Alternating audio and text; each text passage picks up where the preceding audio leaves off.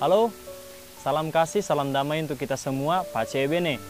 Teman-teman sekalian, saudara-saudari terkasih, pada kesempatan kali ini saya ingin mengajak teman-teman sekalian sejenak merenungkan kembali perayaan Minggu Palma kita. Perayaan Minggu Palma itu merupakan suatu perayaan yang membuka masa pekan suci kita. Nah, sekarang bolehkah kita bertanya apa sebenarnya yang kita rayakan pada saat Minggu Palma? Di sini kita merayakan permenungan akan masuknya Yesus ke Yerusalem, dan di dalamnya itu kita melihat atau mengenangkan kisah sengsara Tuhan kita Yesus Kristus. Pertama-tama, mari kita lihat dulu Yerusalem. Mengapa kota ini menjadi penting? Nah, data Biblis menunjukkan bahwa Yerusalem merupakan kota istimewa yang dianggap pada saat itu menjadi tempat suci. Nah, ini dapat ditunjukkan dengan beberapa ulasan, misalnya ketika Yesus bersama dengan Musa dan Elia berdiskusi di atas Gunung Tabor, dan di situ di dalam diskusi mereka akan membicarakan bagaimana Yesus memenuhi atau menggenapi rencana keselamatan Allah di kota Yerusalem. Dan juga Yerusalem itu merupakan kota Daud, tempat Allah menyelenggarakan keselamatan kepada umat pilihannya. Nah, di tempat ini pula Yesus akan menggenapi rencana keselamatan Allah secara penuh.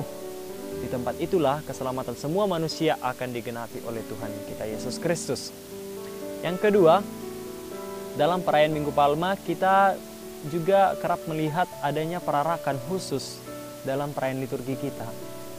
Pada sebelum masuk ke gereja, kita melihat ada perarakan. Nah, apa yang sebenarnya dimaksudkan dengan perarakan ini? Pada saat itu kita melihat atau mengenangkan bahwa Yesus juga diarak-arak menuju Yerusalem dengan melambaikan daun-daun palma. Nah, Yohanes membicarakan daun palma, tetapi kitab Injil Sinoptik yang lainnya membuat ranting-ranting. Hal ini menunjukkan kepada kita bahwa sebenarnya yang diungkapkan di situ bukan sekadar daun palmanya saja, tetapi apa yang ada di balik arak-arakan mereka itu. Di sini ada simbol bahwa daun palma itu menandakan suatu harapan. Nah, ketika di tempat kita juga tidak ada daun palma, atau di daerah-daerah tertentu tidak ada daun palma, maka hal ini juga bisa kita contoh seperti dalam Injil Sinoptik, bahwa kita juga dapat menggunakan ranting-ranting. Lalu Yesus di situ berjalan atau mengendarai keledai.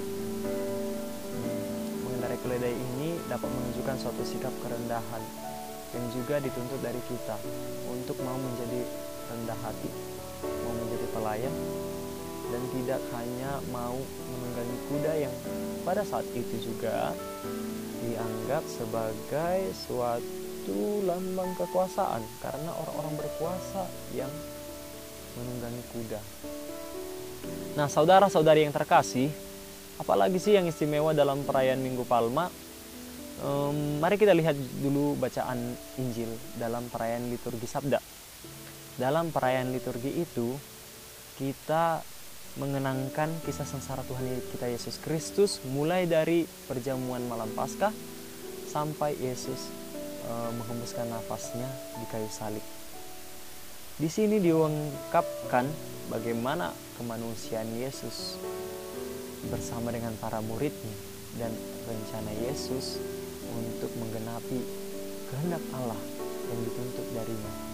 Nah, saudara-saudara terkasih, Yesus mengajak para murid untuk merayakan Paskah bersama para murid. Yesus tahu bahwa ia akan dikhianati oleh Yudas muridnya, dan juga akan disangkal oleh Petrus.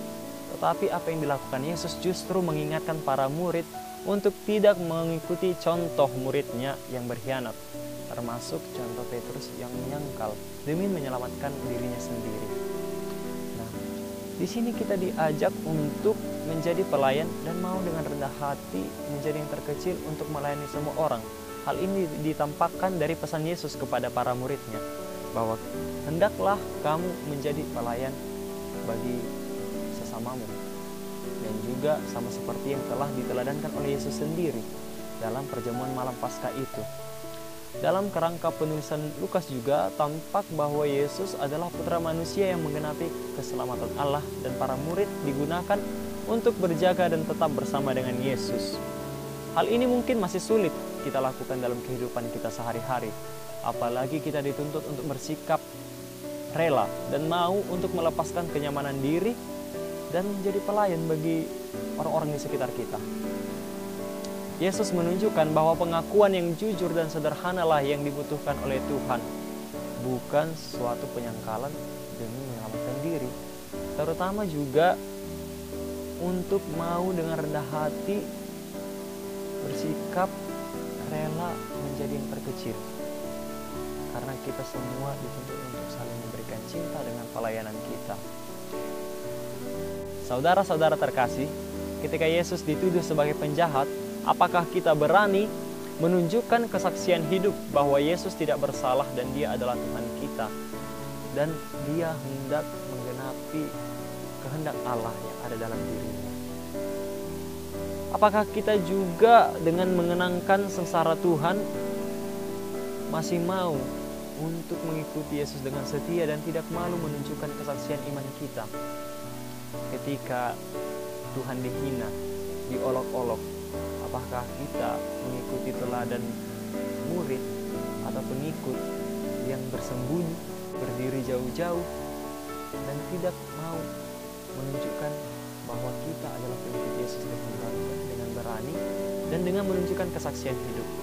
Pada saat ini kita juga dituntut untuk mau menjadi murid yang setia, mengikuti Yesus dan rela menyerahkan diri kita demi kemuliaan Tuhan dan keselamatan semua orang.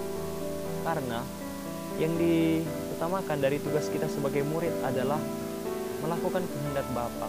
Dan hal ini yang pertama-tama ditunjukkan Yesus, bahwa Dia tidak melakukan apa yang dikehendakinya sebagai manusia, tetapi apa yang Allah kehendaki dari dirinya, dan melakukan tugas perutusannya dengan baik dan secara total. Saudara-saudara terkasih, kiranya permenungan atau ulasan sekilas atau sejenak sedikit ini dapat menambah permenungan kita untuk mengikuti perayaan Minggu Palma yang akan kita sambut sebentar lagi. Semoga saudara-saudari terkasih, teman-teman semua, dapat menimba kebaikan dari setiap perayaan yang kita rayakan dengan sepenuh hati mengikutinya dan secara aktif mengikuti perayaan liturgi kita. Salam damai dan kebaikan, Pace Ebene.